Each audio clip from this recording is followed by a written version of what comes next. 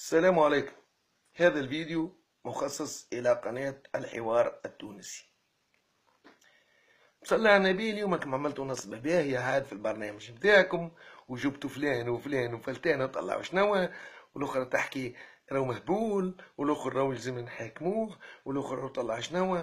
يا خويا مشكلتي معاكم شنو؟ انا نحكم بالفرشه، نحن قدام الشعب التونسي نفرقوا الرمانه نفرقوا. اوكي باهي. انا مشكلتي مع نوف الورتاني. نوف الورتاني وقت اللي استدعاني البرنامج نتاعو حب يصور يضرب بي القصرين، نرفض التصوير، روحت على سقاية زاد وفضحته في الفيسبوك.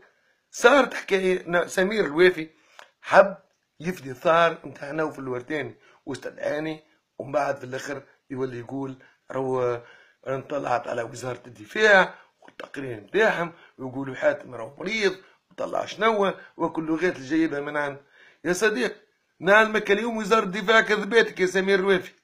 باهي انت ماك اعلامي، وزارة الدفاع كذبات ماك تتحدى فيها، كذباتك اليوم وزارة الدفاع، معناتها انت اعلامي كذاب زيرو. اوكي يا خويا، وفين الكلام بيناتنا تو؟ ما عادش تعمل حتى شيء. ماني مجنون، راني جاوبتك بطريقه نتاع واحد مجنون.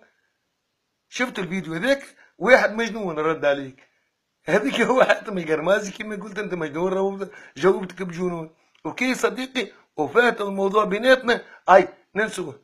اما رسالتي الى السيد وزير الداخليه، احتراماتي سيد وزير الداخليه، الرجاء منكم وبكل الحاح، اذا كان تشوفوا الحاتم القرمازي عمل حاجه تخترق القانون ولا تجاوزت القانون في اي حاجه اللي هما حبوا يردوها معناتها التحريض على القتل طلعوا شنو، حاتم القرمازي حاضر في اي وقت حاجتكم به باش يمتثل امام القضاء وينال العقوبه اللي حاجته بها اذا كان معناتها مخالف القانون. والسلام عليكم ورحمه الله وبركاته.